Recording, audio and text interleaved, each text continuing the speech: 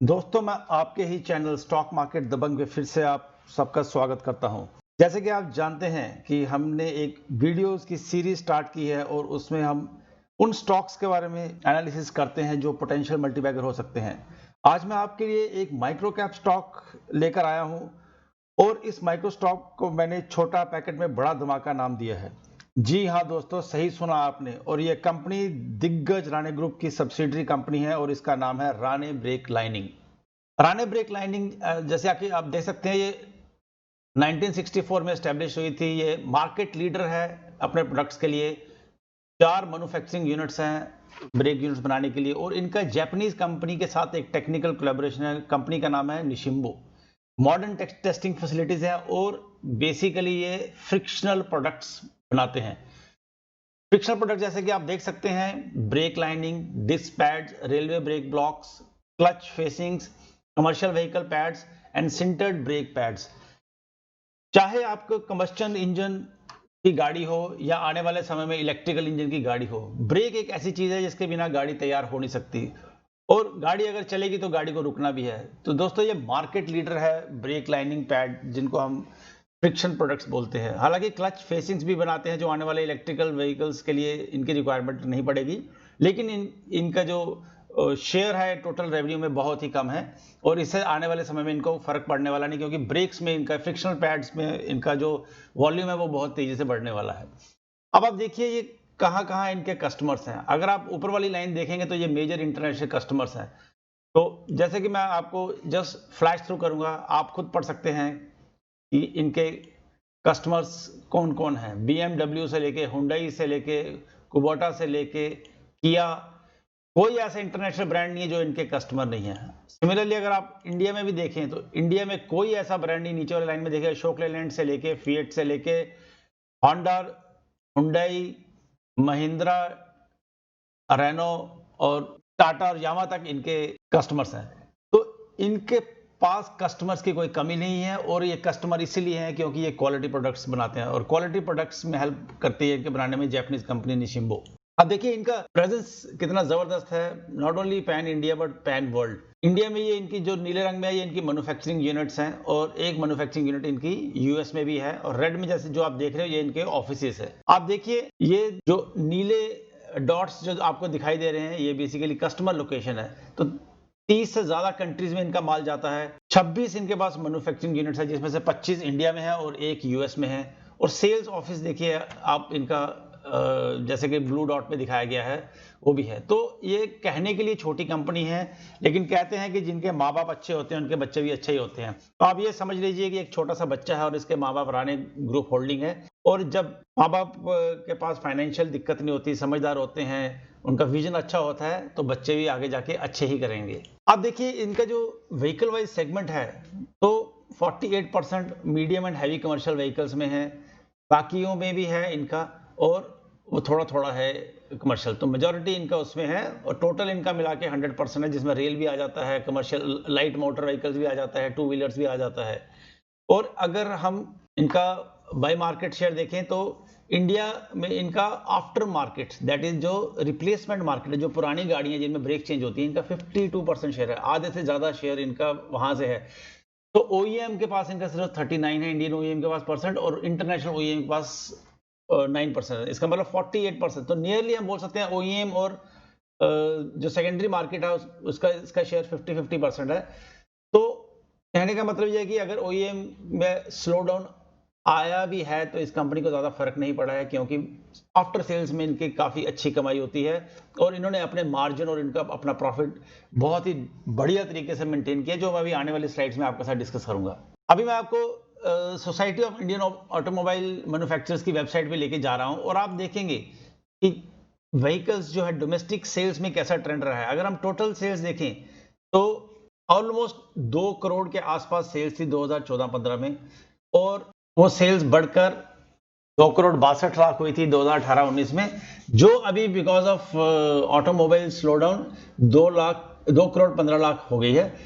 थोड़ी सी इसमें कमी आई है, लेकिन मेरा ये मानना है कि ये अभी 2 साल से 2.5 साल से ये जो ऑटोमोबाइल क्षेत्र में जो स्लो डाउन आया था, इसका अभी बॉटमिंग आउट हो चुका है और अब यहाँ से इनका ट्रेंड अपवर्ड ही जाना चाहिए। सिमिलरली अगर आप इंटरनेशनल सेल भी देखें तो उसमें तो बहुत ही शानदार इंप्रूवमेंट हो रही है इंडियन ऑटोमोबाइल इंडस्ट्री की।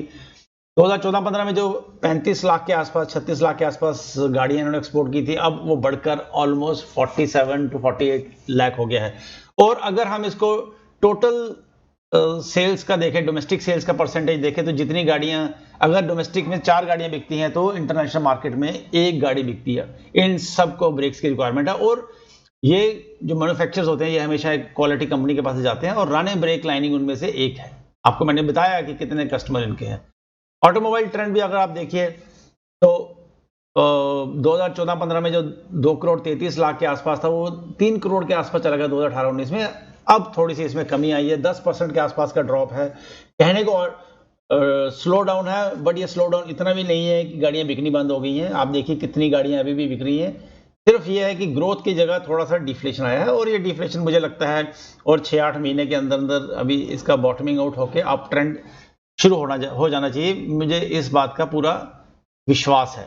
अब ये कंपनी, अगर आपको मैं भी इसके रिजल्ट दिखाऊंगा तो आप देखेंगे कि ये कंपनी ने कभी भी लॉस रिपोर्ट नहीं किया, लेकिन जून क्वार्टर में क्योंकि लॉकडाउन था, मैन्युफैक्चरिंग बंद थी, गाड़ियां की सेल्स बंद थी, इस कंपनी का भी सेल्स बंद था। उसकी वजह से इन्होंने बोला है कि हमारा लॉकडाउन की वजह से लॉस आया है और जो लॉस आया है वो 6.9 करोड़ पे आया है। और उन्होंने ये भी कहा है कि इस क्वार्टर के जो परफॉर्मेंस है वो प्रीवियस ईयर का कॉरस्पॉन्डिंग क्वार्टर से कंपेयर नहीं की जा सकती, क्योंकि कोविड की वजह से इनका जो प्लांट थे वो बंद थे और जो इनके सप्लायर थे, जो इनके कस्टमर्स हैं, जैसे कि आफ्टर सेल्स मार्केट है या OEM है, वो भी सारा ठप पड़ा हुआ था और इनकी सेल हो नहीं पाई और ये आने वाले फ्यूचर के लिए बहुत ही पॉजिटिव है।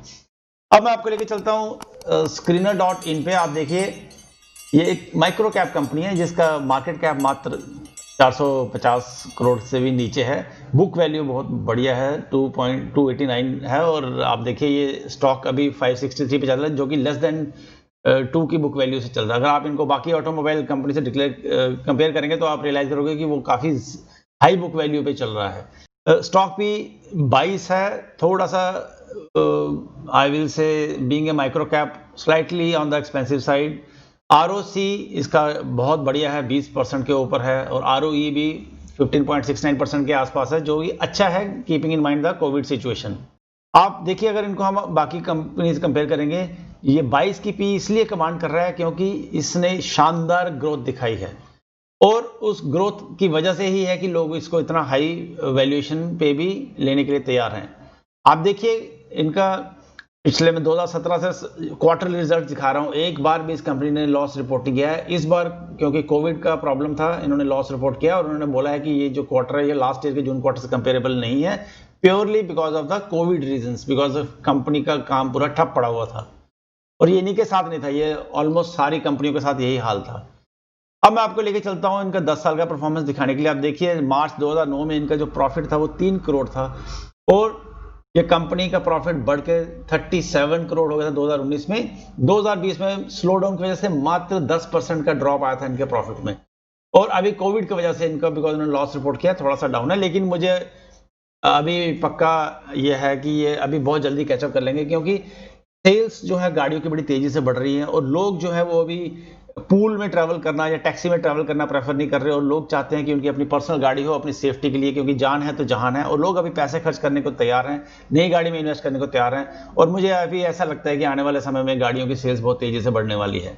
अब देखिए ये कंपनी बिल्कुल डेट फ्री है, जैसा कि आप देख सकते हैं। इस कंपनी के ऊपर एक पैसे का उधार नहीं है, क्योंकि मैंने आपको बोला है कि जिनके माँ बाप अच्छे होते हैं, फाइनेंशियली साउंड होते हैं, समझदार होते हैं, उनके बच्चे जो हैं वो अच्छा ही करते हैं। और ये बड़ा क्लियरली विजिबल कितने स्मार्टली इन्होंने 2009 से जो अपना डेट है अभी 2017 के बाद उन्होंने कम करना शुरू किया है, 16 के बाद वो अब 0 पे आके खड़ा है।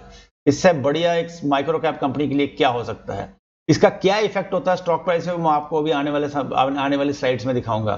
आप देखिए इनका जो ऑपरेटिंग प्रॉफिट है जो वो ऑल प्लस है। इवन मार्च 2020 के जो एनुअल रिजल्ट्स में उसमें भी इनका 73 करोड़ ऑपरेटिंग प्रॉफिट है, जो कि एक कमेंडेबल बात है।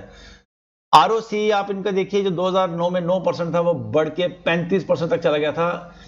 और अब क्योंकि पिछले 2 साल से ऑटोमोबाइल्स में थोड़ा सा स्लो डाउन है, और ये स्लो डाउन अब मुझे लगता है कि 2 साल से ज़्यादा हो गया है, अब ये स्लो डाउन खत्म होने के कगार पे है। टिकट टेप की अगर हम बात सुने तो वो कहता है कि जो करंट वैल्यू है इसकी, इंट्रिंसिक वैल्यू से कम है, 563 पे ये शेयर घूम रहा है। और इस शेयर में अगर आप देखें तो हाई इसने 1450 का बनाया था, और अगर वो देखें तो अप्रॉक्सीमेटली 2017 में इसने 1450 का हाई बनाया था, और उसके बाद से इसमें प्रॉफिट बुकिंग आनी शुरू हुई थी। उसके बाद ऑटोमोबाइल में रिसेशन आना शुरू हो गया, फिर कोविड का प्रॉब्लम आ गया। तो अब उसके हिसाब से भी देखें, एक तो इसका वैल्यूएशन बड़ा अट्रैक्टिव है, इंट्रिंसिक वैल्यू से कम चल रहा है, और ये एक बॉटमिंग आउट फेज में आ चुका है। इसका एफडी से ज्यादा रिटर्न देता है, डिविडेंड्स अच्छा देता है, एंट्री पॉइंट भी अच्छा लग रहा है, स्टॉक इज नॉट ओवरबॉट, और इस कंपनी के बारे में कोई भी नेगेटिव रिव्यूज अभी तक नहीं है। हम प्रमोटर होल्डिंग पे देखें तो प्रमोटर होल्डिंग ने अपना प्रमोटर होल्डिंग थोड़ा सा लास्ट ईयर मार्च से थोड़ा सा बढ़ाया ही है, और प्रमोटर सिग्निफिकेंट होल्डिंग होल्ड करता है, जो कि 66.99%, ऑलमोस्ट 67% बोल सकते हो। म्यूचुअल फंड में भी इसमें इतनी होल्डिंग है नहीं, क्योंकि माइक्रो कैप कंपनी है, और जब तक इनका थोड़ा सा और प्राइस बढ़ के तो वो मार्केट कैप थोड़ा बढ़ ना जाए 1000-2000 करोड़ के ऊपर, तो generally mutual funds and FII इसमें होल्डिंग करते हैं। डीआईआई ओवर 9.7% होल्ड करते हैं और कंसिस्टेंटली होल्ड कर रहे हैं। एफआईआई भी अभी इसमें नहीं लगाएंगे बिकॉज माइक्रो कैप कंपनी है। और अदर पार्टीज इंक्लूडिंग रिटेल, उनका भी शेयर बढ़ा है 23.3% पे। अब हमने क्योंकि इसका फंडामेंटल एनालिसिस कर लिया है, और हमने देखा है कि ये कंपनी ने कितनी शानदार तरीके से परफॉर्म किया है। पूरे पिछले 10 साल में इसका ग्रोथ भी जबरदस्त रहा है, स्टॉक प्रॉफिट भी अच्छा रहा है, और प्रॉफिट के बारे में भी आप देखिए कि शेयर प्राइस कितना धमाके से बढ़ा था। वो आपको मैं इस स्लाइड में दिखाऊंगा। आप देखिए, ये मंथली कैंडल का एक चार्ट है। आप देखिए ईच कैंडल जो है वो एक मंथ को रिप्रेजेंट करती है। अगर आप देखें तो ये शेयर किसी ने अगर 2003 में भी लिया होता तो आज के डेट में भी वो प्रॉफिट में, तो किसी भी प्लेयर ने जो 2016 से पहले लिया था वो आज भी प्रॉफिट है। हालांकि ये माइक्रो कैप कंपनी है, लेकिन ये यहाँ पर बिकॉज ऑफ ऑटोमोबाइल रिसेशन 2017 के बाद इसने प्रॉफिट बुकिंग आनी शुरू हो गई थी, क्योंकि सबको मालूम था कि अभी बिकॉज गाड़ियों की सेल कम हो रही है, तो इनके प्रॉफिट्स में इतनी अच्छी तरह से ग्रोथ नहीं होगी। हालांकि ये कंपनी ने डी ग्रोथ नहीं दिखाई, उस समय ग्रोथ ही दिखाई। और जब यहाँ पर इसने एक बॉटम बनाया और इसका वापस से रिकवरी का फेज स्टार्ट हुआ, तो आप देखिए कि 3 महीने लगातार नीचे गिरा, और वो किस लिए गिरा? प्री कोविड की जो प्रॉब्लम हुई, और उसके बाद इसने तेजी से वापस रिकवरी किया। और मुझे अब लगता है कि ये एक बॉटमिंग आउट फेज 200 के मंथली कैंडल के मूविंग एवरेज को हिट करके ऊपर आ चुका है, और वहां पे बॉटम बनाने वाला है। इसी को अगर हम इंडिकेटर्स लगा के देखें तो आप देखिए 100 के मूविंग एवरेज के ऊपर आ चुका है, 50 का जो मूविंग एवरेज है उसके नीचे है, तो अभी एक रेंज बाउंड में घूम रहा है। नीचे भी अगर आप देखिए तो कितना जबरदस्त वॉल्यूम से यहाँ बाइंग आई थी इस शेयर में। और यहाँ पर देखिए इंडिकेटर्स स्टॉकेस्टिक पे पॉजिटिव हैं, हिस्टोग्राम्स एमएसीडी में हालांकि ऊपर आ चुके हैं, लेकिन बड़े छोटे छोटे हिस्टोग्राम बने हैं। तो इसलिए ये ऐसा स्टॉक नहीं है कि जिसमें बहुत सारे पैसे एक साथ लगा दिए जाएं। इसमें बहुत सोच समझ के धीरे धीरे मंथली बेसिस पे एसआईपी बना के डाले जा सकते हैं। जैसे कि हर महीने 2 शेयर ले लिए, 4 शेयर ले लिए, 5 शेयर ले लिए, 5 शेयर भी ले लें तो 3000 की इन्वेस्टमेंट हो जाती है। और इसको अगर हम 3000 की या 2000 की या 1000 की इन्वेस्टमेंट अगले 1-2 साल में रखेंगे, तो एक टाइम इसका फिर आने वाला है जब ये शेयर अगले 1-2-3 साल में, 4 साल में ऐसी ग्रोथ दिखाने वाला है जो आपने यहाँ पे देखी है, क्योंकि इसका कोई कॉम्पिटिटर नहीं है मार्केट में, और जितने भी बड़े बड़े ब्रांड है वो इन्हीं से ही ले रहे हैं। और दुनिया की पॉपुलेशन बढ़ रही है, रिक्वायरमेंट्स बढ़ रही है, सेल्स गाड़ियों की बढ़नी है। ये एक टेम्परेरी नॉर्मल फिनोमिना है। किसी भी इकोनॉमी में जब ग्रोथ आती है तो उसमें डिप्स भी आती हैं, और यही डिप्स होता है कि आपने जो चीज़ यहाँ मिस कर दी आप उसको यहाँ पकड़ के बैठे रहें। और अगर आपको लगता है कि बहुत ज़्यादा पैसे वाला रिस्की है तो थोड़े थोड़े धीरे धीरे करके लगाएं। इसी को अगर हम वीकली चार्ट पे भी देखें तो आप देखिए वीकली चार्ट में भी ये बेस फॉर्मिंग पैटर्न में आ चुका है। आप देखिए 2018 के बाद से ये ऑलमोस्ट उसी रेंज में घूम रहा है, 500 की रेंज में। बीच में कोविड का डिप आया था, लेकिन 500 एक इसका बहुत सॉलिड बेस बन चुका है। और ये अभी 200 मूविंग एवरेज को एक बार टच कर चुका है, दूसरी बार टच कर चुका है, तीसरी बार टच कर चुका है। और ये कहते हैं टेक्निकल एनालिसिस में अगर कोई भी सपोर्ट या रेजिस्टेंस बार बार कोई स्टॉक टेस्ट करता है तो वो रेजिस्टेंस या सपोर्ट दोनों वीक हो जाते हैं और अल्टीमेटली अगर उस कंपनी का परफॉर्मेंस अच्छा रहता है तो ये सपोर्ट या रेजिस्टेंस तोड़ दी जाती है। आप देखिए, मैं अगर इसको हटा दूं यहाँ से तो आप देखेंगे कि ये कैसे एक तरीके से धीरे धीरे मंथली एवरेजेस को मोड़ने की कोशिश कर रहा है और यही टाइम है इसको धीरे धीरे एक्यूमुलेट करने का।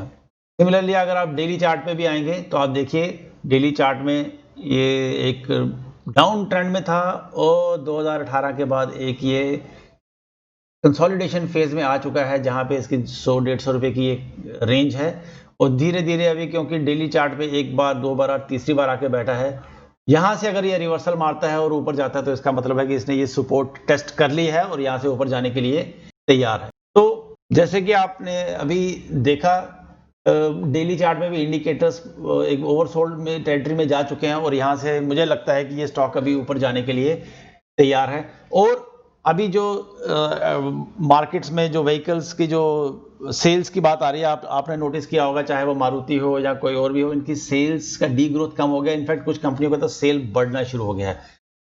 तो इसलिए मुझे लगता है कि ये स्टॉक इसको धीरे धीरे एक एक दो स्टॉक या चार चार पांच पांच स्टॉक अपनी क्षमता के अनुसार मैं ऐड करने की सोच सकता हूं और मुझे लगता है कि आने वाले टाइम में ये बहुत ही दिग्गज रिटर्न देगा। दोस्तों, मैं आपको फिर से रिक्वेस्ट करूंगा कि हमारे चैनल को सब्सक्राइब करें, लाइक करें, शेयर करें और बेल नोटिफिकेशन जरूर दबाएं ताकि आपको आने वाले ऐसे ही वीडियोस के बारे में हम आपको ज्ञान दे सकें और आप उसी हिसाब से अपना डिसीजन लेते हैं। और हमारा चैनल को प्लीज हेल्प करें ग्रो करने में ताकि हमें मोटिवेशन मिले ऐसे ऐसे स्टॉक्स ढूंढ के लेके आने के लिए और वीडियोस बनाने के लिए। मैं ये भी आपको फिर से एक बार रिएटरेट करना चाहूँगा कि ये जो चैनल है हमारा सिर्फ एक एजुकेशनल पर्पस के लिए चैनल है। इसमें हम किसी को कोई भी सलाह मशवरा राय नहीं देते कि कौन सा स्टॉक खरीदे, कौन सा बेचें।